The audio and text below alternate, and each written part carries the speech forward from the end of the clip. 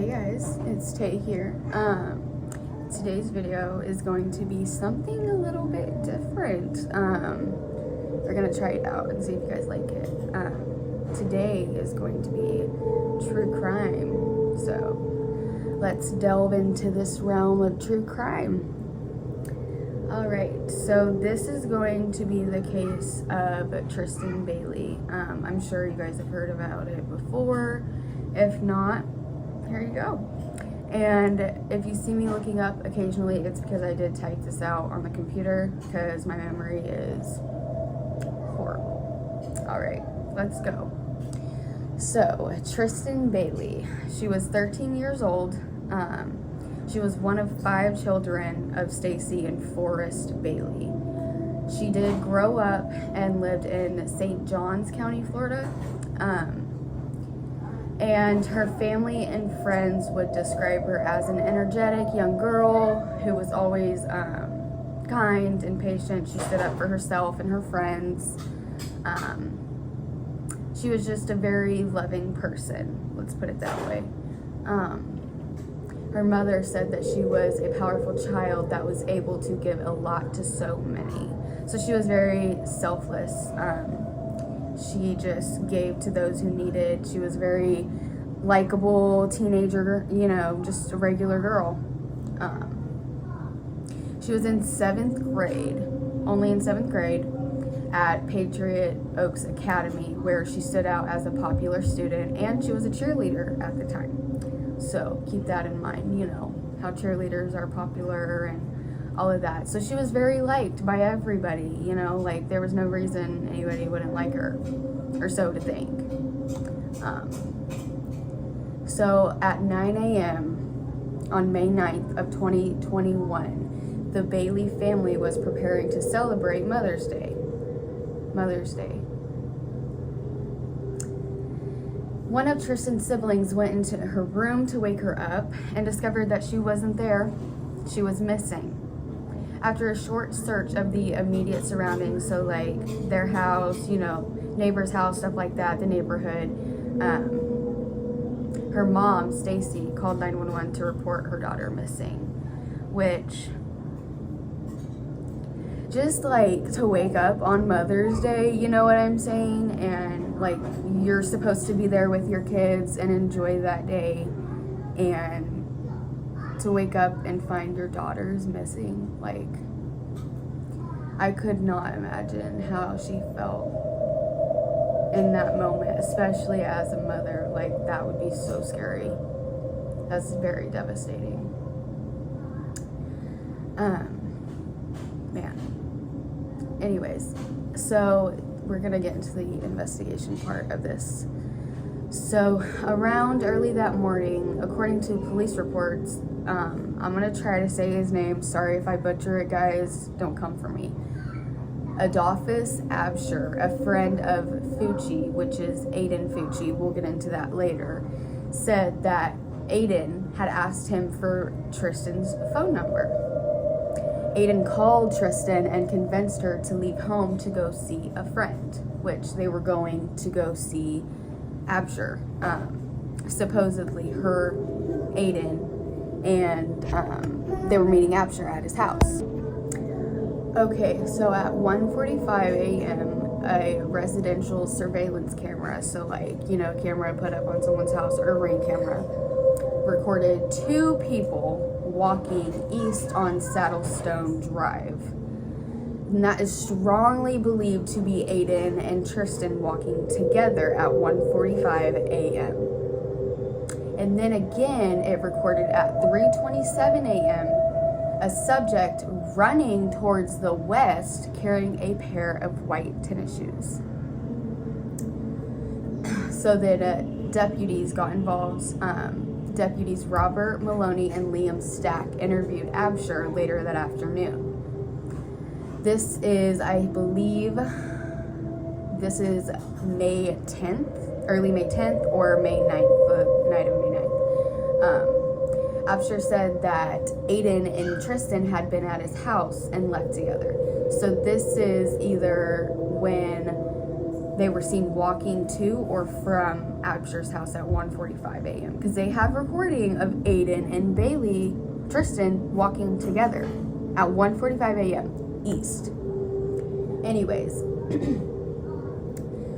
he did confirm that they were at his house and then they left together. Aiden confirmed being with Tristyn at Absher's home and stated that they left around 1:10 a.m. So that means that obviously this was from them walking back, okay? It says that initially Aiden claimed to have walked with Tristyn along North Durban Parkway until she turned onto her drive to go home. Aiden stated that he walked around for some time and then arrived home at approximately 3:30 a.m. So, they left at 1:10. They were seen at 1:45 a.m. together.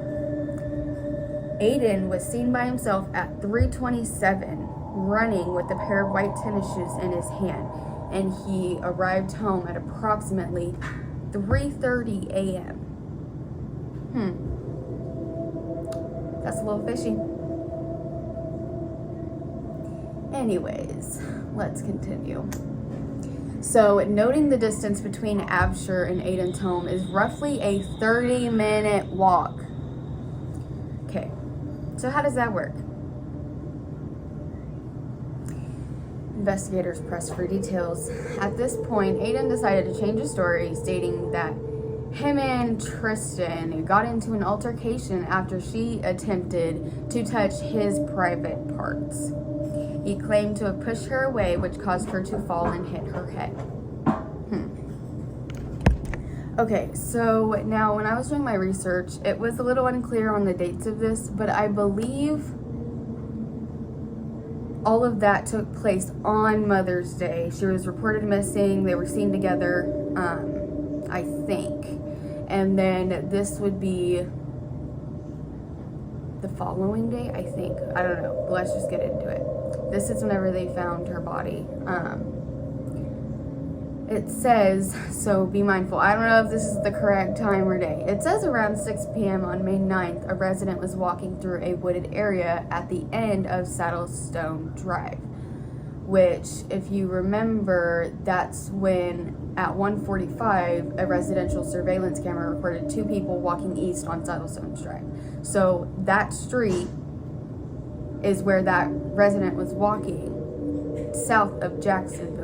Upon reaching a retention pond, he found the body of a dead girl. Around 8 p.m. later that night, it was confirmed that the girl was Tristyn Bailey. And when they looked at her and all of that, she had received 114 stab wounds, 49 of which were defensive. So 49 of those stab wounds, she was trying to protect herself from Aiden. Her body was found with the word karma written on the inside of her left ankle and a smiley face drawn on her right ankle, but is not known who wrote it. A buck knife with a missing tip found in a pond near her body matched a fragment lodged in her scalp. So a piece of the knife literally broke off while he was stabbing her and got lodged in her scalp. They found it later in her scalp doing the autopsy. Don't mind him. So, and it's pretty obvious to tell. I mean, they can't prove that it was Aiden who wrote karma on her foot and this and that and the other, but it's pretty obvious he had some hatred towards Tristyn.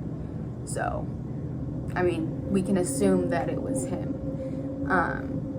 So this is the arrest. Around midnight, this is May 10th, around midnight, police went to Aiden's house to look for evidence. In his room, they found a sheath that matched the knife found near Bailey's body, Tristyn's body, and clothing with blood on them. Around 3 a.m., Aiden was arrested for second-degree murder, but this was later changed to first-degree murder after further examination of evidence and witness accounts.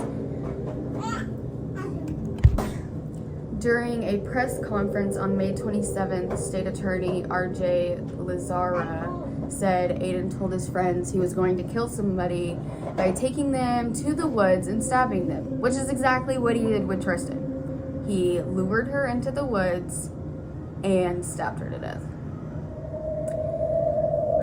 She also stated that Aiden told his friends to expect the murder to happen within a month. Aiden was subsequently transferred to Duval County Jail, where he was held without bond. His mother, Crystal Smith, was arrested for tampering with evidence after she washed the blood off of Aiden's jeans. Like, why would you do that? I understand mother instinct to protect your kid, but not when they're a killer. Sorry, not sorry. Girl. No. She should not have been released. That's my opinion, but she was. So it says here, a police report released by the St. Johns County Sheriff's Office in July 2021 revealed that Aiden often spoke of his fantasy of killing people, that he often carried a knife with him, and that he planned to drag a random person into the woods and stab them. Aiden's ex-girlfriend, Zophie, said that on occasion, Aiden would take his knife out and pretend to stab her with it. She also said that Aiden claimed to hear voices in his head when he was angry, and that these voices told him that he was worthless and a disappointment. I mean, I'm not going to sit here and say that he probably doesn't have mental issues, because he probably does. Like, a lot of these people who end up doing stuff like this have mental illness and they are not treated with it, or they refuse to take medication. But to me, it just sounds like he was trying to cover his own, you know what. But this is the trial. And Rowan's coming to say hi. So let's put him up here. Shortly before jury selection was set to begin on February 6th of 2023, Aiden pled guilty to first-degree murder and subsequently admitted to killing Tristyn. As a result, a 40-year prison term was the minimum sentence for which Aiden was eligible, while life in prison was the maximum, obviously. I mean, duh. Aiden was ineligible for the death penalty as he was a juvenile when he committed the crime, because he was only 14 when he killed her, so he couldn't get on death row. He also wrote a letter apologizing for the pain he caused Tristyn's family and friends. Judge Smith subsequently set the date of March 24th for Aiden's sentencing. During the impact statements of the sentencing phase, which began on March 19th, Tristyn, her family members and friends of her cheerleading team gave an emotional testimony. Employees at Patriot Oaks Academy, the school which both of them attended, also gave testimonies. Police officers involved in the case and Aiden's grandmother were also among those who testified. Aiden was given the maximum sentence of life in prison on March 24, 2023 at age of 16. 16, he received the max of life in prison. After 25 years incarceration, he will be entitled to apply for a new case review hearing during the sentence. Judge Smith called this the most difficult and shocking case that he had presided over, adding this was not done out of greed. It was not done in retaliation, retribution, or revenge. It was not a crime of passion. It was not a crime that was committed because he felt rejected by her. It was not done in a fit or uncontrollable anger. There was no reason, no purpose. It was done for no other reason than to satisfy this defiant's internal desire to feel what it was like to kill somebody.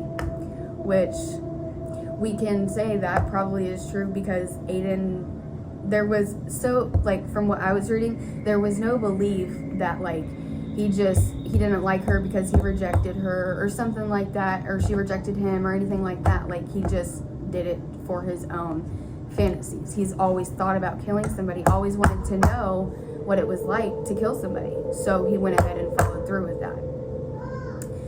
And ultimately, Tristyn paid the price. During the impact statements of the sentencing phase, one of Tristyn's siblings, Alexis, dropped 114 aqua stone hearts into a glass jar one by one to represent the stab wounds her sister endured. The jar stayed there for each family member while they read their statements, each concluding by adding a white stone to represent something related to Bailey's death. Bailey's family formed the Tristyn Bailey Memorial Foundation, which you can go and support that still now, which helped enact a law in the state of Florida that restricts the disclosure of crime scene photographs of any minor who has been murdered in the state. So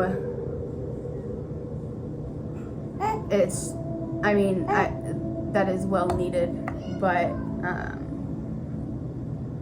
I also think that should be everywhere, you know, but one place at a time. Anyways, so this is an update on Aiden, who was 14, who at 14 stabbed to death his classmate and a friend, Tristyn, on Mother's Day in their St. John County neighborhood. He had been transferred to another correctional institute as he serves his life sentence. The Florida Department of Corrections initially transferred Aiden, now 18, to the Reception and Medical Center West in Lake Butler on January 15th. But a spokesman called a routine transfer. He had been in the Sewanee Correctional Institution in Live Oak following his plea guilty on February 6th of 2023. His sentencing that March.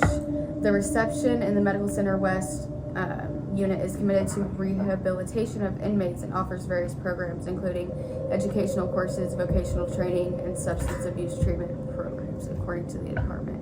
So he's being transferred to somewhere where he can get help. We'll see. I don't know. My whole take on that is this was a tragedy that was disgusting, horrible, shouldn't have happened, especially to Tristyn when she didn't do anything to him. It's just sad. Like, on Mother's Day, you know what I'm saying? Like, to have this happen to your family and your daughter dead, like, I couldn't imagine what that would be like. I couldn't live without my kids. Like, that's crazy. Anyways, guys, that was the video. I hope you enjoyed. Sorry about the extra noise and all the extraness, but let me know if you guys like this type of video down in the comments. Let me know. So yeah, we'll see you guys in the next video. Love and light.